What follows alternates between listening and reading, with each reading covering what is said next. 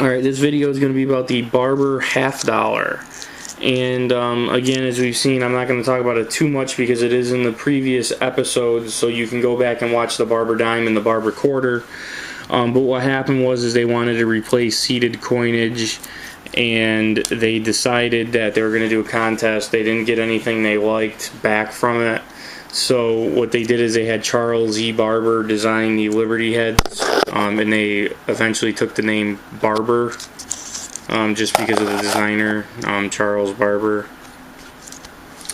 But I don't want to go into too much detail on them because I've already pretty much done it on the other two. They were all made, started the same year and such.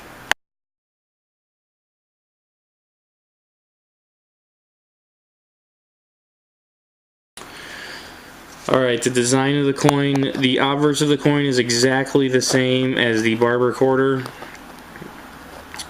It has a Liberty head with 13 stars around it, "In God We Trust" at the top of the coin. And she's wearing a headdress that says, or a headpiece that says Liberty, and it has the date at the bottom. And the reverse of the coin is exactly the same as the quarter, it's just that it's bigger in size. On the top you see 13 stars, and it has a ribbon that says E Pluribus Unum. There's a shield on the eagle. Then you go down here and there's arrows in one talon, a branch in the other talon. Around the top you have United States of America, and the bottom you have $half.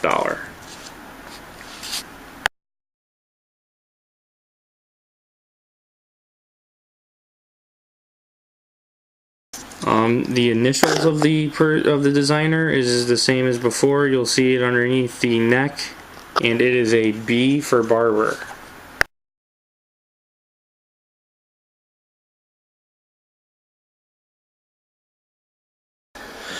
Alright, the designer of this coin is Charles E. Barber, and we talked about him in the Liberty V-nickel episode, so we won't go too much in depth with him. But he used very similar obverse designs for the dime, quarter, and $half. And the reverse design of the quarter and $half are the same. And the obverse is pretty much the same.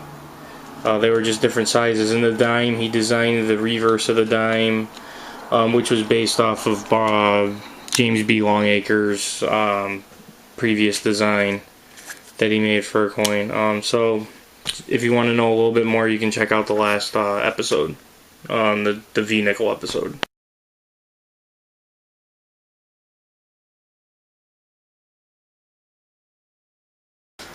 Now let's get into the specifications of the $half. It weighed 12.5 grams. It was 90% silver, 10% copper, and it was 30.6 millimeters in diameter, and it had a reeded edge. And also, I'll point out the weight factor. It had just under a half of an ounce. No, actually a little less than that. I was actually wrong there. It had about a little over 0.4, so it was under a half an ounce, so not quite a half an ounce. So it was around approximately like 0.4 of an ounce, because you're going with the Barber quarter here. This is twice the amount that's in the Barber quarter.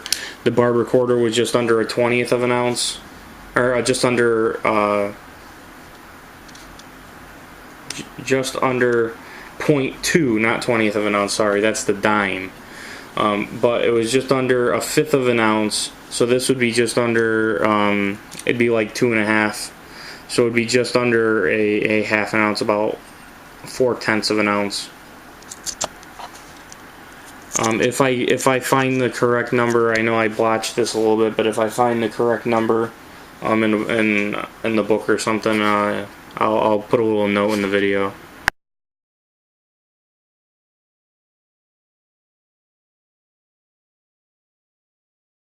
Alright. Alright, mint locations. They made these again in the Philadelphia mint with no mint mark, and they made them in San Francisco with a S, New Orleans with an O, and Denver with a D.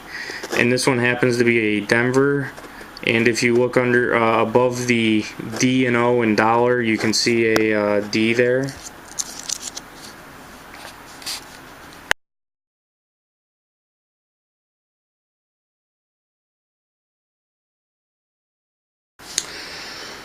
Alright, mintages of the Barber half dollar.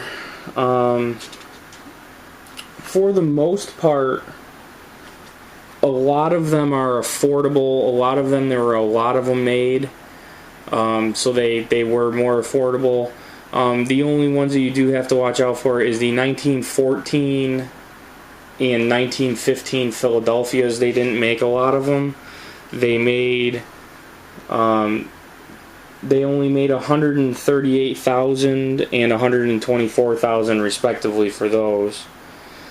And then also the 1897S, they made 900,000, and that one goes for some pretty decent money for condition wise. Also the 1897O, they made 632,000. The 1893S, they made 740,000, and the 1892 is actually a very nice one to get the first year. They made 934,000 of the regular mint Philadelphia, but they only made 390,000 at New Orleans, and they made a little over $1 million at the San Francisco. So those ones are ones you could look for as well.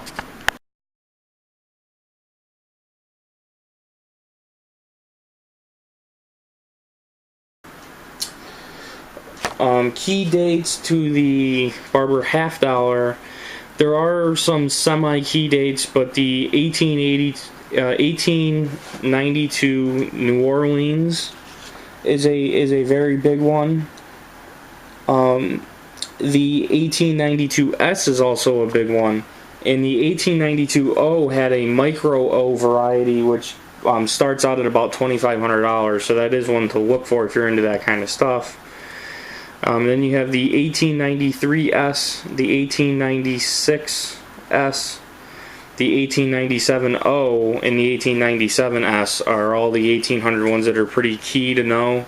And also the 1914 and 1915 Philadelphia mints are ones to know. So, again, these series are not easy to put together. You can put together a nice date set, but to put together the entire set is usually a little bit more difficult, because back then they pretty much circulated where the mint was. So like the San Francisco mint didn't put out a lot if there wasn't a lot of people out west that needed them, because that was where they were going to. They weren't going all over the place.